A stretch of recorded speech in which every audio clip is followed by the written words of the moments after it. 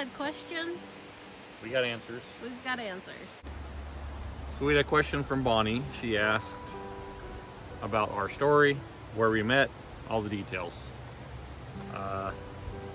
It's a lot of details, right? Kind of. I mean, I don't remember necessarily like where we met. We've known each other for a really long time. We lived in the same town. Robert's sister and I are friends.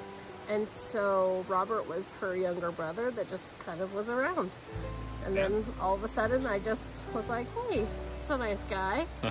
Like him as we both got older, obviously. So we started dating when I was 19, he was 18.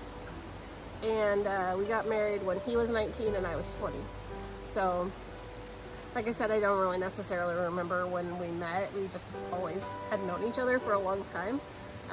We lived on the same road, a few miles apart, but same road. Yeah. You know, friends, so. Yeah, and it just developed from there. We just started out as friends and then eventually it became more. We were married in February of 2003. So we are coming up on our 19-year anniversary in February, so that's pretty exciting. Pretty soon I'll almost be married to you longer than I was single or growing up. That's true. I feel like we have more fun and our relationship is just better every year. Okay, so we also put this question out to our followers over on Instagram, and so Sam asked us what is the favorite vegetable to grow in the garden.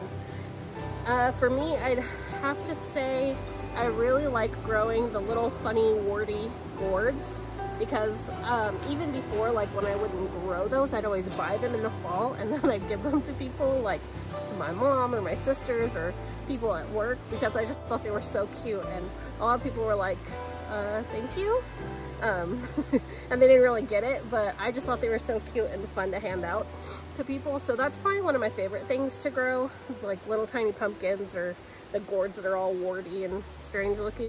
But as far as like things that we grow that we actually use, consume, I should say, I'd have to say probably cherry tomatoes, because they're just so good and they're so like prolific, and you could just eat them right off the vine. They're not like down in the dirt, so they're pretty, they're clean, because we don't spray anything on our vegetables. So you can just eat them, snack on them while you're in the garden. So I'd say probably right now cherry tomatoes are my favorite. I would say tomatoes in general. I do enjoy grabbing cherry tomatoes and eating them, but just tomatoes in general, there's just no comparison to a homegrown tomato versus the kind of mealy, tasteless tomatoes that you get.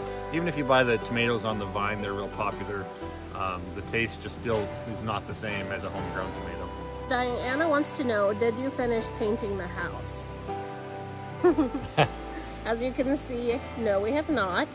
However, we have been working incredibly hard on it. The side behind us is the last thing that we have to do. It's got a full coat of primer on it, as you can see, except for the window trim. And then I've started caulking all of the seams and all of the nail holes, doing any patchwork that needs done. So I anticipate that we will be done with painting.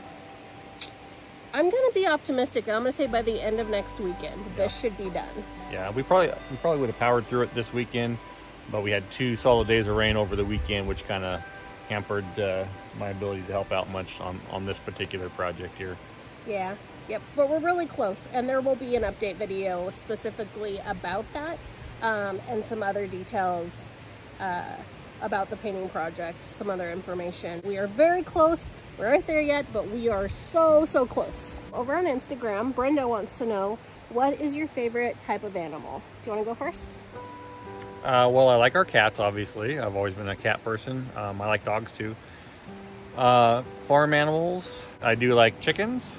Eventually, I would like to try some pigs. And then for my favorite, my cats are for sure my favorite. I just love them. Hopefully we will have chickens again in the future once we get a chance to actually build a coop and all that good stuff. So hopefully have chickens again. I think I'd also like to do pigs at some point. I think that would be fun to try in the future. So maybe next spring, summer, we'll see. You never know. One thing that I would be interested in possibly exploring at some point in the future is cows, but not like like full-size cows. Maybe like I think it's Dexter's, or like, I don't call them miniature cows, but like half-size cows that aren't quite as hard on your property stuff because they're not as big and heavy. But maybe at some point in the future. What do you think about goats? Our neighbors have goats. Our neighbors have goats. I think I'll just visit them. I don't have anything against goats. They're fun, but we're not big like milk drinkers. Like, so I don't really see us having any need to like milk goats or anything like that. So to me, and I don't really want meat goats, I don't think. So to me, it's kind of like, we just visit the neighbors' goats and do like pigs or cows instead. All right, so it's sprinkling out there. Figured it'd be a good time to go under the pole barn out of the wet and answer a couple pole barn questions. Yeah, so Diana wants to know, when will you be putting sides on the shop? I don't know. I have sides. I got tarps up. I think we mean more. I think she probably is referring to more permanent sides on the shop. As everybody knows, that's done any kind of building project in the last, what, 6 to 9 months. Yeah. Lumber has been ridiculous. The cost of lumber is just prohibitive to really being able to do any project, especially on this scale. So this is going to take a lot of material to do, but it's fine in the meantime. I mean, it keeps all of our stuff covered and out of the weather. Yes, ideally we'd get sides on it, but I'm not sure when that's going to happen. So probably costs will need to come down a little bit. We need to build back up the budget after the projects we've done this summer. So hopefully maybe like in the spring, next summer-ish, we'll be able to get not only sides on the pole barn, but also a roof on the pole barn. So we had put up ice and water shield from a company called Grace. And like normal tar paper, when you put it down, it will start to cup and crack and do all kinds of fun stuff if you don't roof it right away. This stuff has been phenomenal, and it's self-adhering membrane. And so this side's been on going on 2 years. That side's been on a year now, and we just haven't had the funds together yet to get the roofing on. We were going to do that this fall, but we'll probably end up putting that off again until the spring, and it's showing no signs of stopping. So yeah, it's not peeling up. We're not having any leaking. Yeah. Obviously it's not meant to be a roof, but in the meantime it's doing just fine. Diana asked, could you use the trees from the property for the siding? The answer is yes, in short. Yes, it is a very good option, a very good solution. I've looked into it. Sawmills, when the price of lumber went through the roof, sawmills also kind of went through the roof, or even just availability became next to impossible on them. Things that would ship immediately are now 6 months out. So even if we ordered a sawmill, we'd still not be looking at getting it for almost 6 months. And then that puts us right smack dab in the middle of winter. So we just, either way, either buying a sawmill and creating our own materials off of property, or off of trees on the property, or buying lumber to do the siding. Either way, it just wasn't going to happen this summer. When you're building almost from scratch, the cabin was here. There wasn't much to it though, and that was really the only building on the property.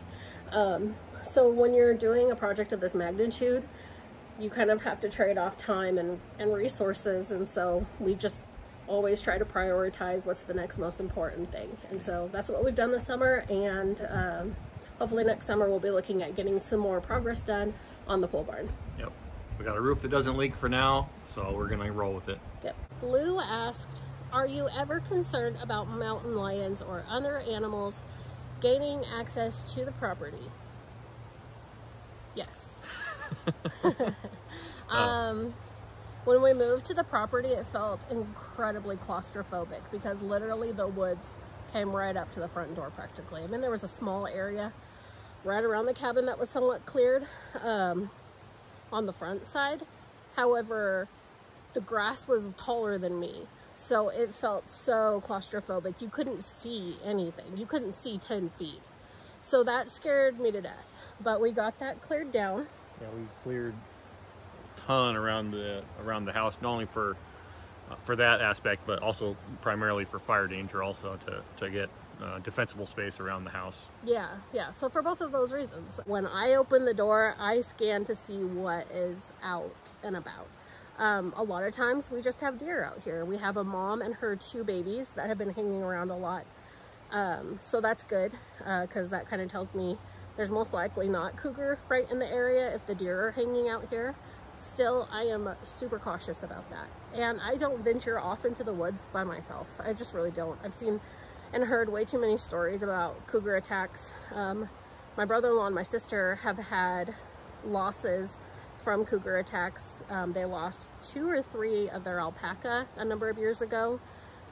So I'm not willing to take the risk. As far as can mountain lions gain access to the property, we live literally in the middle of a national forest, on some private property, and you know, that is now surrounded by national forest. So behind us over there across the road is national forest. On our one side is national forest, and there's a bunch of private timberland as well surrounding us. So could a cougar walk into the property one day? Absolutely. I walked out the door one day. Dee Dee said, you know, not bothering to check around, right? And there was a bear right, you know, during hunting season, that was right next to the cabin, and that ended up meeting its end right up over there, and going in the freezer. But yeah, do we have wild animals around here? Yeah, we have lots of them. Our cats we all bring in at night now. Everybody comes in and sleeps inside at night, and we don't open the door for them to go back out until it's daylight. So the main reason for that is actually our buddy Jasper, because he is now a 3-legged cat, and gets into all kinds of trouble even when we're watching him. So we just bring him all in at night. That way he's not out running around with missing a leg out at night. He still thinks he's incredibly capable. He doesn't understand that he's missing a leg. So anyway, I feel like he'd get himself into some situations he wouldn't be able to get out of. So now everybody, including Finley, comes in at night. And again, they don't go out until it's daylight. So I think that'll kind of helps keep everybody safe. So just being really careful. We do have other measures if there was a wild animal on the property, you know, that other defensive techniques that we can put into play, without getting too specific. But yeah, but nope, we're really careful about it. Yes, by all means, I'm sure we have wild animals around. We're just really cautious and really careful. Lisa asked, what about the property are you most disappointed in? I would say the fact that we've put a ton of money into the well, drilling it. The property didn't have a well. After having drilled it, we find out it has arsenic in it, which we were hoping it didn't. A lot of the wells around here do. So then comes a whole bunch of expensive filtration systems and that sort of stuff. So yeah, that's probably been my biggest disappointment. Yeah, I would say it's my biggest disappointment too, the water situation. When the well driller put the casing in, he put steel casing in, which we thought was a little bit odd because it puts a ton of rust in the water. And so there's just so many things coupled in with that. The arsenic, the steel casing that puts a ton of rust in the water, and then you then have to filter that out. However, there's so much that it clogs the filter really quickly. Filters are extremely expensive. So all in all, that's probably been my most frustrating thing too, is the water situation. It feels like no matter what, we're always like fighting with the water situation here. Lisa also wants to know, what is something we didn't expect about the property but are pleasantly surprised with? I don't know. I think it's everything that I expected it would be. I expected, I almost say seclusion, but privacy, and it's been very much that. That's so funny because that's exactly what I was going to say too. Where we're at, we do have neighbors. They're not right on top of us, but we do have neighbors close by, and it's a very quiet community, a very kind of secluded community. Yeah, and we live behind a locked gate. There's a few of us back in here, and then we all kind of look out for each other. So that's been a nice privacy aspect that I've enjoyed. Yeah, it's been really nice. So we don't have any problems with theft, break-ins, anything like that. We all know each other really well. Like Robert said, we live on a locked gate road, so pretty much nobody can come down here unless you unless you know how to get in. So yeah, and we live far enough away from towns and population center that there's nobody's gonna be wandering up the road, you know. Yeah, looking for or trouble. too far out of town for like hitchhikers or anything like that. We really don't struggle with anything like that, and that has been it's not necessarily something that I thought about so much when we moved here, but it is something that I'm very pleasantly surprised with. Hello, buddy. Come on, buddy. It's our pretty boy.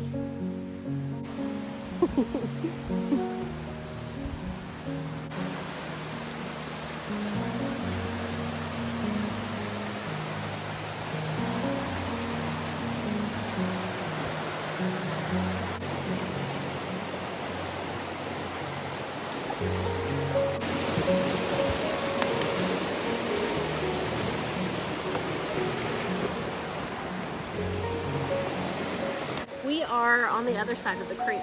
So from here, the cabin is that way, kind of that direction. So yeah, so we're just right over the bridge that Robert built. This is probably one of my favorite pieces of our property, if I was being honest.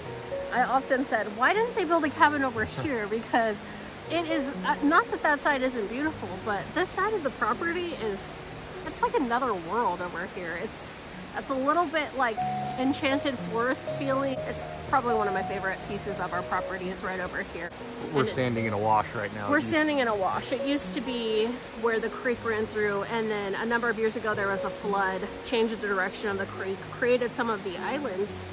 Another little known fact, we actually have islands in our creek. There's 3 of them. Actually, we have 2 and the neighbor has 1. So there's islands in the creek. But anyway, so we're on the other side of the creek. This is one of my favorite areas. We're standing on an old riverbed, or the old creek bed. So it's pretty amazing over here. All right, so Becky asked, do we ever fish? I do. I do enjoy fishing. I don't go fishing as much as I would like to. I haven't been fishing actually in the creek bar house. I gotta look. It might be, we have some weird regulations. It might be fly fishing only. Yeah, I just went fishing a few weeks ago, and we caught a whole bunch of trout in a lake nearby. So yeah, I do enjoy fishing. I typically don't fish, but I have fished like growing up and stuff. I just don't really now. So usually when Robert goes out, he goes out with his buddies, and I don't have any girlfriends that like to fish. So I don't know. It doesn't break my heart that I that I don't go. So, and I don't really like to eat fish. So it would, if I caught it, it would be Robert eating it. So I just let him catch what he's gonna eat anyway. So another question by Becky was, do you ever want to clear out some of the creek for a better view? We've actually cleared quite a bit of the real brushy, nasty stuff that was around, and it is beautiful. There's, anytime you have a wild and woolly property like this, there's always there's maintenance clearing that is constant. So, but we've cleared and taken down most of the trees, or most of the brush that is surrounding it. We do have plans to, in the future, do some more clearing over here and make this more usable. We don't really know for what. We don't have any like set in stone plans for what we want to do with this particular parcel of land. It is really beautiful. I'd imagine at some point we'll do something really amazing with it. Just not sure what that is or when it'll be. There's a spot where I'm looking at maybe cutting a road down and in to access this side a little bit easier. And so if we do that, then it'll be a lot easier to get in equipment and that sort of stuff over here. There's really no access to this unless you come across like in a tractor or a side-by-side or something. So, or walk, of course. I think a little lean-to camping shed would look nice over there for people visiting. Yeah, that would be kind of fun to put a little cabin over here, or a little bunkhouse of sorts, and I don't know, let family stay in it. Or we're actually really close to a beautiful lake that's like 10 minutes up the road. It's absolutely gorgeous, and it might be fun to do like an Airbnb or something someday. So we'll see. There's lots of potential here. We got a few more things to finish up on the cabin. Then the next push will probably be finishing up much stuff on the pole barn, as time and money allows on that. And then from there, then we can focus some of our attention on other pieces of the property. All right, well, thank you so much for joining us. We really appreciate that. Thank you to all of our friends here on YouTube who submitted questions for our Q&A video. I know that anytime you watch videos, it's hard to get a really full picture of what somebody's property looks like or what their plans are. So it's really fun to do videos like this where we can kind of fill in the holes a little bit for you guys. So we really appreciate the questions that everybody submitted. And maybe we'll do one of these again in the future. Thank you so much again. We really appreciate you guys being here. Don't forget to hit the subscribe button if you like our videos and you want to stick around and hang out with us more. We would love to have you. Thanks, guys. See ya. Bye.